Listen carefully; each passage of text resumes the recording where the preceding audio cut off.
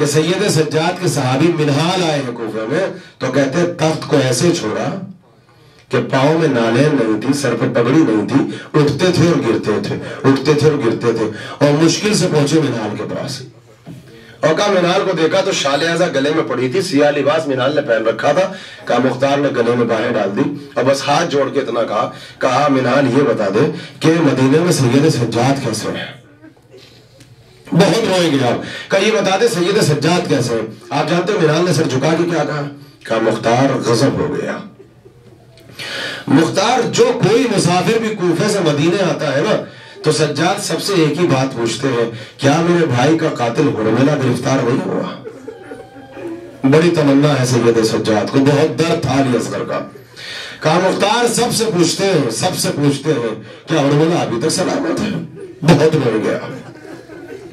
مختار نے سنا کہتے ہیں کہ منہ پہ تماچے مارے، کہا پروردگار یہ کیسا امتحان ہے، ایک قاتل سے بدلہ لے لیا، مگر حرملہ تک نہ پہنچا۔ کہتے اتنے میں تکبیر کی آوازیں بلند ہوئی، مختار کا ہاتھ تلوار کے دستے میں پہنچا، کہا ابھی انتقام قتل حسین نہیں ہوا، یہ خوشی کا عالم کیسا ہے؟ تو غلام نے آگے کہا خوشی کا عالم یہ کہ حرملہ گرفتار ہو چکا ہے۔ کہتے ہیں حرملہ کو گرفتار کیا گیا، ہاتھ بندھے ہوئے ہیں، پیر بندھے ہوئے ہیں، مختار کے سامنے لا کے ڈالا گیا، اور کہتے ہیں کہ مختار کو کبھی کسی نے اتنے غیظ میں نہیں دیکھا تھا، اور کہتے ہیں منال کی کیفیت یہ تھی کہ منال کا ہاتھ بھی تلوار کے دستے میں تھا، اور چاہتے یہ تھے، کہتے مختار مجھے مہلت دیتے ہیں کہ حرملہ کا خاتمہ میں کر دوں، اور مختار کہتے تھے کہ نہیں ابھی سے قتل نہیں کرنا ہے۔ کہتے مختار آگے گئے اور جا کے یہ کہا کہ حرملہ تجھے واصل جہنم تو ہونا ہے، میں تیرے جسم کو جلاؤں گا آگ میں، تیرے جسم کے ٹکڑے ٹکڑے کروں گا، بس مجھے یہ بتا دے تو نے کربلا میں کیا کیا۔ دیکھیں جس روایت کو میں پڑھنا چاہتا تھا میں اس کو نہیں پڑھوں گا، مجھے احساس ہے، اس کو چھوڑ دیا، میں نے وہ سوال چھوڑ دیا کہ حرملہ یہ بتا تو نے کربلا میں کیا کیا۔ کہا یہ بتا تو نے کربلا میں کیا دیکھا؟ ظالم میں سر جھکا کے کہتا ہے کہ مختار مجھ سے نہ پوچھ کہ کربلا میں کیا ہوا، تو مر جائے گا۔ تو مختار سر پہ مار کے ہاتھ کہتے ہیں کہ واقع کربلا شہادت حسین کے بعد کون انسان زندہ رہنا چاہتا ہے؟ اس لیے تو زندہ ہو، صرف یہ بتا کہ تو نے کربلا میں کیا دیکھا۔ کہا مختار کربلا میں تیرا امام بہت غریب ہو گیا تھا، بہت غریب ہو گیا تھا تیرا حسین کا۔ کس لیے؟ کہا میں نے اتنا غریب کسی کو نہیں دیکھا، وہ اتنا غریب تھا جو جوانان بنی ہاشم کی نشانی تھا نا علی کا بیٹا، کہا اتنا غریب تھا کہ آخر میں جانور کے گلے میں باہیں ڈال کے ہاتھ جوڑ جوڑ کے کہہ رہا تھا نانا کے گھوڑے ایک احسان کر دے، مجھ پہ ایک احسان کر دے، مجھے وہاں پہنچا دے جہاں میری ماں فاطمہ بیٹھی ہوئی ہے، اس نشیب میں پہنچا دے جہاں اماں بیٹھی ہے۔ کہا میں نے حسین کو اتنا غریب نہیں دیکھا، کبھی اتنا کمزور نہیں دیکھا۔ کہا کیا ہوا؟ کہا مختار تو نے سنا ہے کہ تیرے امام کے جسم پہ 2000 سے زیادہ تیر تھے؟ تو نے سنا ہے؟ اور جو زلجنا تھا اس کے جسم پہ بھی 1000 سے زیادہ تیر تھے۔ میر انیس نے بھی اس رات سے پردہ اٹھایا، سننا رات کے اندھیرے میں آرام سے رونا۔ مختار نے کہا کہ ہاں دشمن کا راوی حمید ابن مسلم یہاں بیٹھا ہے، اس نے بھی مجھے بتایا ہے کہ حسین کے جسم پہ 2000 جسموں کے نشان تھے۔ تو کہا کہ بس تیرا امام اتنا غریب تھا۔ تو مختار نے ایک سوال کر لیا اور کلیجہ پھٹ گیا، کہا کہ میں نے حمید ابن مسلم سے بھی پوچھا ہے لیکن وہ جواب نہیں دے سکا۔ حرملہ تو ایک بات ایک راز سے پردہ ہٹا۔ کہا وہ راز کیا ہے؟ کہا جو دشمن کے راوی ہے سب یہ کہتے ہیں کہ حسین آخر میں اتنا کمزور ہو گئے تھے کہ جب تیر لگے، تبر لگے، پتھر لگے تو کبھی وہ دائیں گرتے تھے کبھی بائیں گرتے تھے۔ یہ حسین کبھی دائیں کیوں گرتے تھے کبھی بائیں کیوں گرتے تھے؟ قسم خدا کی کلیجہ پھٹ جائے گا۔ تو مختار کہتے ہیں، مختار سے حرملہ کہتا ہے کہ مختار میں کیا بتاؤں، آخر میں عربوں نے اتنا مارا کہ کسی نے تیر مارا، کسی نے نیزہ مارا، کسی نے ترکش مارا، اور کہا اگر کسی کو کچھ نہیں ملتا تھا نا تو ہم اپنی جھولیوں میں پتھر اٹھا اٹھا کے لاتے تھے اور حسین کے جسم پہ پتھر مارتے تھے۔ اور مختار اگر کسی کو کچھ نہیں ملتا تھا نا تو ہم کربلا کی گرم مٹی کو اٹھا اٹھا کے لاتے تھے اور حسین کے زخموں پہ مارتے تھے۔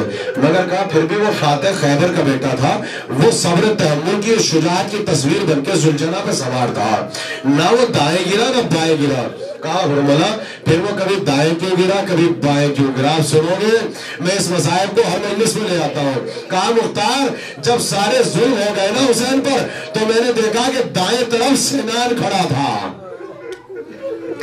دائیں طرف سنان کھڑا تھا، بائیں طرف اشش کا بیٹا کھڑا تھا. کہا مختار میں آگے بڑھا اور میں نے سنان سے ایک جملہ کہا، سنان تو جانتا ہے گھوڑے پہ سوار کون ہے؟ سنان تجھے پتا ہے زلجنہ پہ کون سوار ہے؟ تو سنان نے کہا علی کا بیٹا ہے. کہا میں نے آگے بڑھ کے کہا علی کا بیٹا تو ہے مگر اس کی ماں فاطمہ تھی جس کے پہلو کو ہمارے بزرگوں نے شکستہ کر رکھا تھا. یہ اس کا بیٹا ہے جس کی ماں کا ہاتھ ٹوٹا ہوا تھا. یہ اس فاطمہ کا بیٹا ہے جس کی کمر ٹوٹی ہوئی تھی. مختار نے کلیجہ تھام لیا دربار میں. سنو گے اگر شریف دل ہو تو سنو. کہا پھر کیا ہوا؟ کہا ایک طرف سے سنان آگے بڑھا، اس کے ہاتھ میں نیزہ تھا، اس نے حسین کی پسلیوں میں نیزہ مارا. کہتے حسین کی بائیں پسلیاں کٹ گئی. دوسری طرف اشش کا بیٹا کھڑا تھا، اس نے نیزہ لیا، حسین کی بائیں پسلیوں کو کاٹا. کہا مختار غضب ہو گیا، ہم تو نیزہ نکالنا چاہتے تھے مگر نیزے میں نیزہ الجھ گیا. کہا سنان ادھر کھینچتا تھا، حسین ادھر گرتے تھے، اشش کا بیٹا ادھر کھینچتا تھا، حسین ادھر گرتے تھے. کہا ایک مرتبہ ہم نے مختار میں آواز سنی، اماں تیرا ایک پہلو ٹوٹا تھا، میرے دونوں پہلو کٹ گئے. اماں آپ کی ایک پسلی کٹی تھی، میری دائیں بائیں کی پسلیاں کٹ گئی. جزاک اللہ سن کے آپ کا یہ عالم ہے. ہاں حق مجلس یہی ہے. مولا آپ کو سلامت رکھے. اتنی تاخیر ہو چکی، مولا آسان غربت دیکھی اپنے امام کی. کہا وہ رو رو کے کہہ رہے تھے اماں تیرا تو ایک ہاتھ ٹوٹا تھا، آگے دیکھ میرے تو دونوں ہاتھ ٹوٹ گئے. ماں تیری ایک پسلی ٹوٹی تو تُنے مرثیہ پڑھا، میری دونوں پسلیاں کٹ گئی.